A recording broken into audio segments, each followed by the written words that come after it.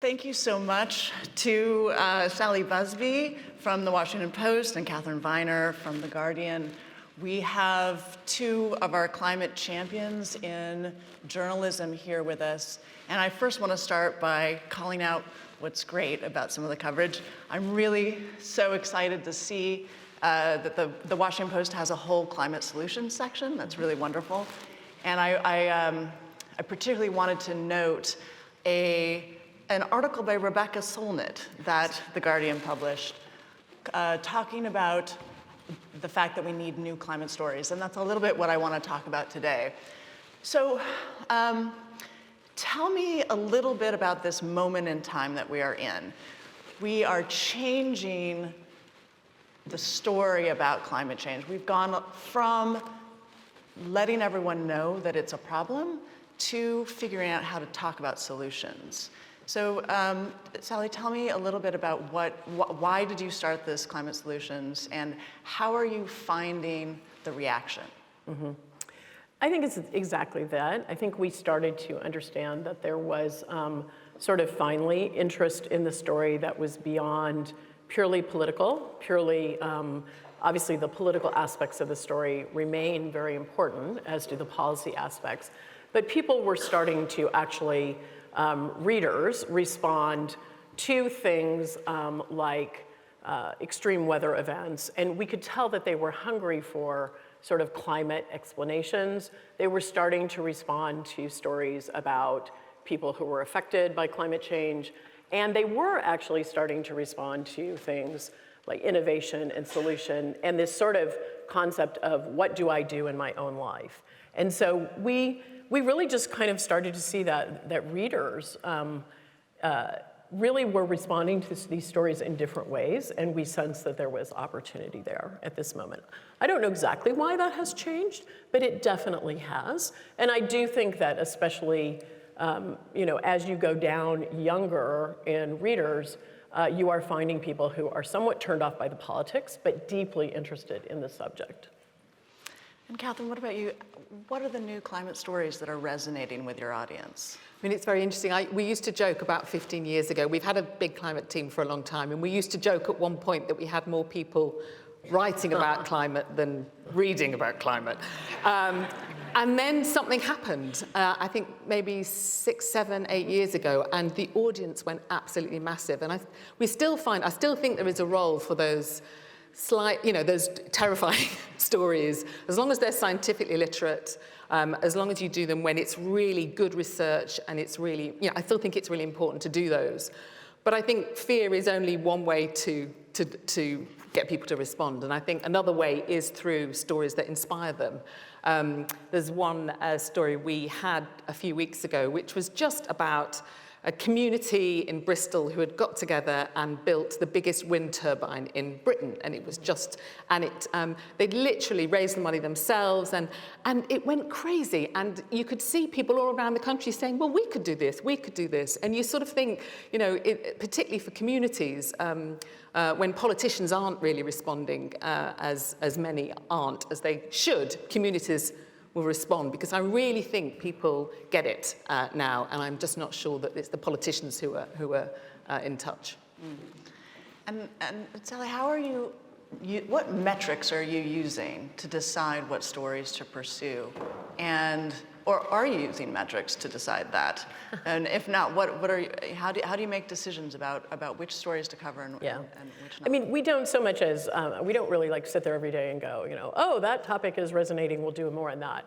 But we do, the way that we really use metrics are to understand if we're not sort of meeting the audience where they really are, right? I mean, if we're doing our journalism and it's not actually being read, that's about, one of the most damning things that can be said for us. We want to actually give people good information and have them read and consume it and then use it in their lives, right? And so I think the big change for us has been to think about the story.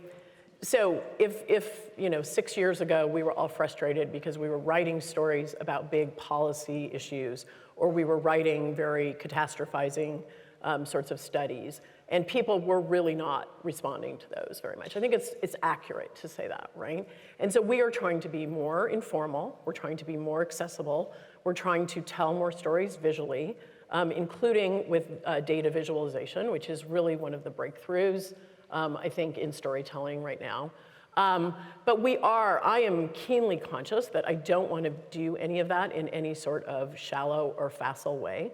And so we're really trying to make sure that we're covering the policy, we're covering the accountability journalism, we're doing investigative reporting on these topics, but then we are also layering either over that or next to it, stories that really are more accessible to people and that do give them useful information day to day about how to live their lives. I was very nervous about doing that in too shallow of a fashion, and I think much of our challenge is to ensure that we keep that rigor of the science while also providing more useful stories day to day. And how do you think about that leading on the stories that need to be told versus meeting the audience where they are?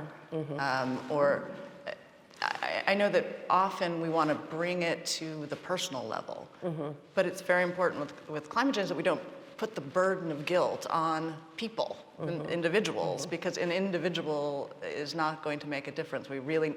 Not one individual all by themselves. We need to focus on solutions that are really to the scale of the problem. But journalism wants to bring it down to the personal level. How do you balance those things? It's a great question, and we have many debates about that internally. I don't want to get to the point where we are reassuring, we're not trying to reassure people that if they buy green plastic or green sandwich bags or whatever, that they're going to solve the problems.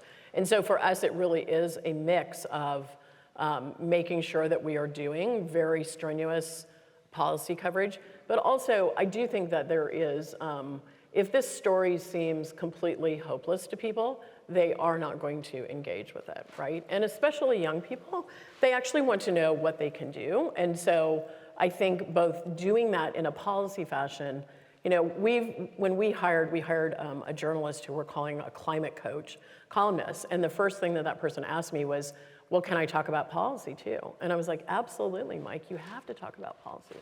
This is not about, what you do with your garbage only. This is also has to be, if you care about this issue, what do you do in the world? And so that climate coach is going to try to break down policy, break down potential bills for people in a more accessible way too.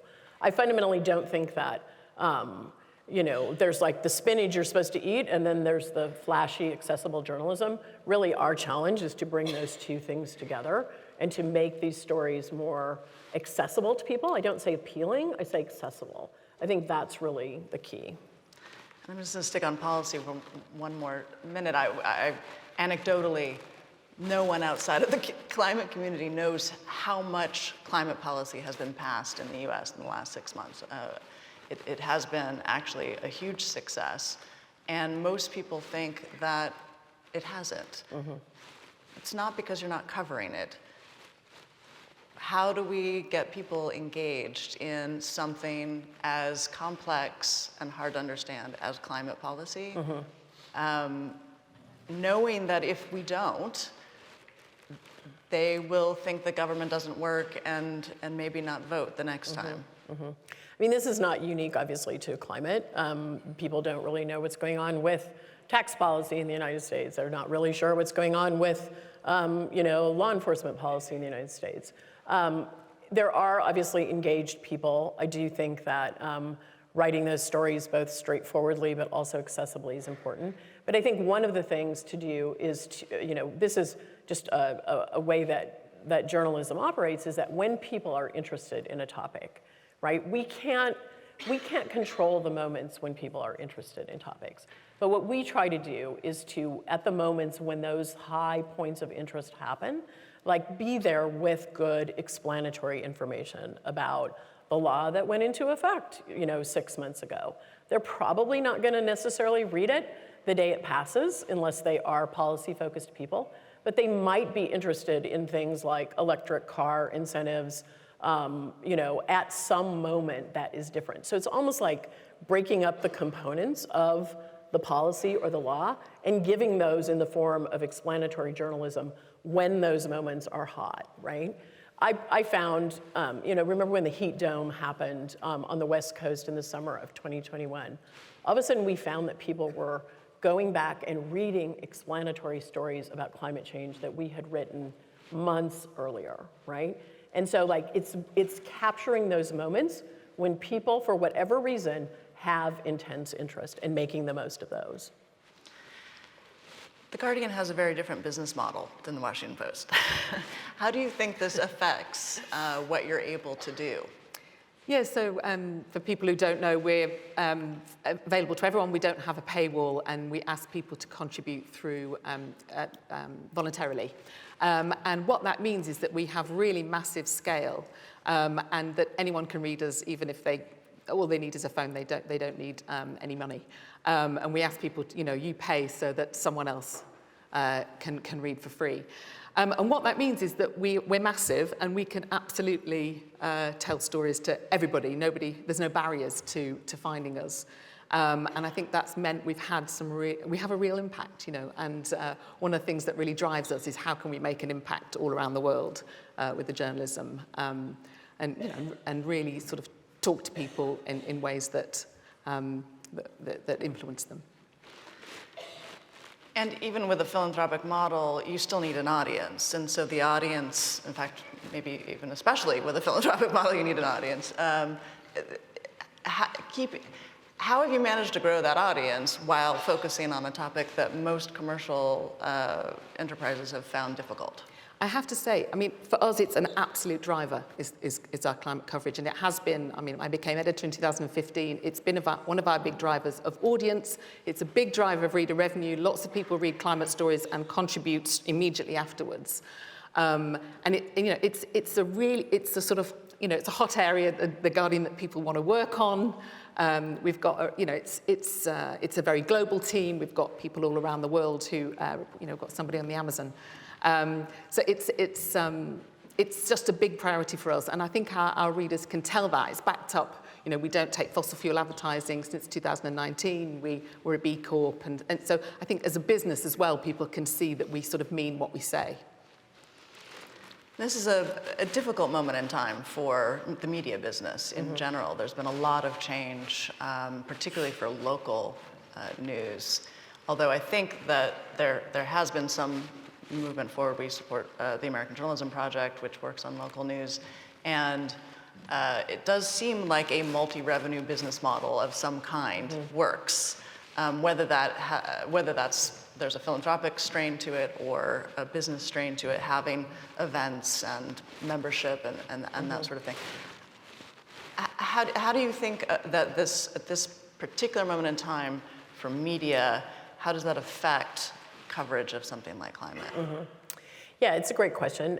Kat and I sit up here, and we're two of the best resourced news organizations in the world. So we're on the lucky end of the spectrum, right? And we never have enough, but we have sustainable business models. We know where we are. Local news is under enormous pressure in the U.S. I think one of the things that has been the most hopeful in the last couple of years, I worked at the Associated Press before I joined the Post, and there has been some really interesting nonprofit funding of very, very severely undercovered areas of of society in the United States. Some of that has focused on just very underserved communities. Some of it has focused on things like climate coverage or equity coverage in places where there are literally no independent journalists who are able to work, or if there are courageous local independent journalists, they're basically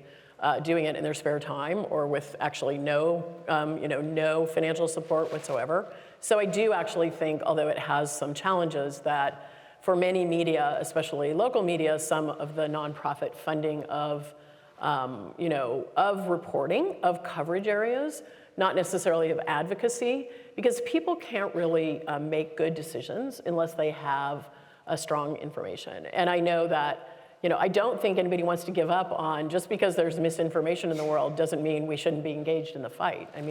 We want there to be good, solid information about what the government is doing, what the science is behind something like climate change. And I think that the missing part of this conversation is that people do tend to trust local media more than they're going to trust big national news organizations. They do trust people like meteorologists who are in their, in their living rooms. And there really are some, I think, under-leveraged ways that I'm not in the business of advocacy. I'm in the business of good, solid, factual, science-based information and making sure that people are actually consuming that, right? And I think there's some creative things that could be done even more with local media and making sure that local media in this country doesn't disappear, because that would be very bad for civic society all across on climate and on 1,000 other issues. So just like, little on the soapbox here, people tend to focus too much on what's going on with national media and not actually focus enough on the incredibly important role that local media plays in what people actually think and believe, I would say. Climate change is another sort of unique property in that it is huge time scale. How do you think about covering something with that type of time scale? Well, yeah, it is huge timescale, but it's also happening right now. I mean, I think one of the things we've tried to do in recent years is show people how it's happening right now, and it's happening, and people are starting to feel it happening right now in all of their communities, in whichever communities they live in. I mean, the previous speaker, they're happening in those communities. And I think that's when people really start to pay really great attention. Although it also, when it's happening, when half of Pakistan is under floodwater, I think they also pay attention. So we think, I think although it's talking about the longest possible term, I think our job is to bring it into the immediate. I often say, sometimes it's, media is heavily denigrated by most people, but I think that much of the time when they're sort of hating on media, they're actually saying there are things about human nature that I don't like. There are things about, we have a bad news bias, we are interested in conflict, sometimes we don't have a long attention span, et cetera. How do you think about covering conflict in this space versus success? Mm-hmm. And how does the sort of journalistic culture impact that? And I'm thinking specifically around, investigative journalism is usually taking somebody down. And that's usually what prizes are given out for. And there's a cynicism in a lot of the newsrooms, right? That sort of say, well, yes, this business says it's going to do something, but let's go see if it really is doing this. Mm-hmm. At the same time, you say that the public is really looking for success. They're looking for seeing progress.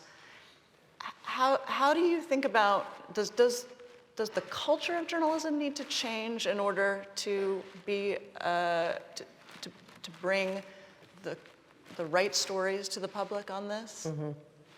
I mean, I think we've got to keep holding the powerful to account, I have to say. And I think a lot of the powerful are the polluters who need revealing, or the fossil fuel companies who knew decades before anyone else that their products were causing the climate to change. So I think that's absolutely an essential part of what we do. At the same time, showing the human aspects, I always frame it as reporting on people as well as power. So it is holding the powerful accountable. I think that's the key role for media, for news media. But telling the human stories, the inspirational stories, giving people, I say, ideas, not just critiques. So giving people ideas about how to create a better world, not just kicking the one we're in. Yeah, I mean, I basically feel the same way. I mean, I actually, part of what we are aiming to do in the next couple of years is, as I said, to kind of radically increase the amount of international investigative reporting that we do around the subject of climate, because I do actually think that there are some incredibly important accountability stories. I think what you're referring to, and I think this is true, is that this story was such a political football in the US for so long that it basically became sort of just a political football story. And I think, but I mean, I think that is kind of the battle of the past. I don't mean that it's going away, but I think that there are an enormous number of people who are interested, and it's not all just feel-good stories. They're actually interested in some of the science. They're interested in some of the innovation. We heard, I think you guys are hearing like this building materials conversation, and I think there's just enormous sort of practical interest in that kind of thing right now. I'm not sure exactly why. I think it is probably because people are starting to see this in their day-to-day lives.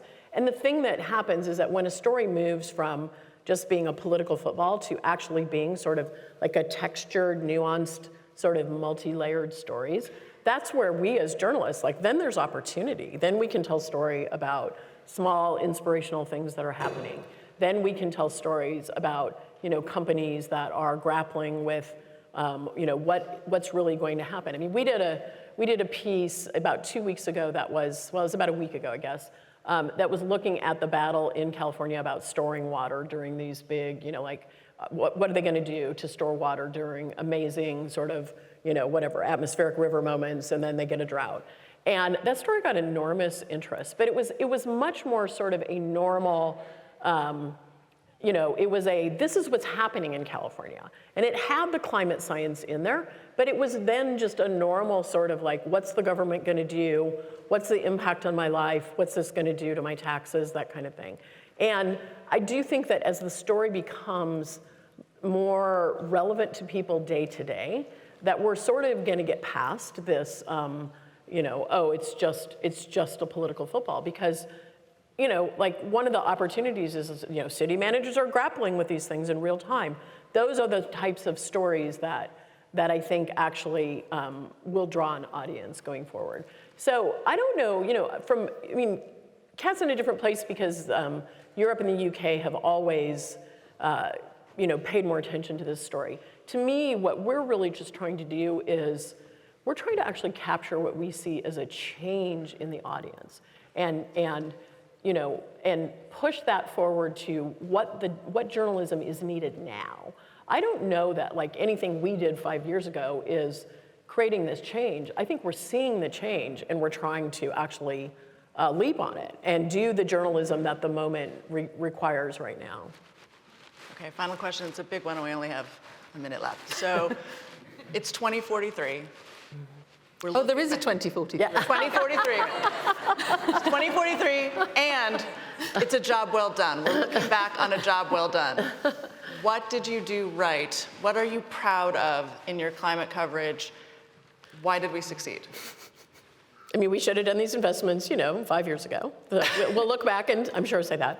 I think I want to make sure we stayed focused on the policy, because that is still the biggest lever, and not ignore that. I think that's one of the things I would say. Okay, we will hold all the powerful polluters to account and shame them in the streets. we will tell the human stories of the people who inspire and are creating new ideas for the future. We will collaborate with other news organizations and with NGOs and with anyone with an interesting story, so that we're aiming for the public interest, not our interest. We will diversify our coverage and our journalists, because this is a social justice issue as well as a climate issue. And also in 2043, people will say that in 2023, everything changed because of that amazing story that The Guardian did. The whole world changed. The climate crisis stopped dead that year. Excellent. On that note, thank you very much.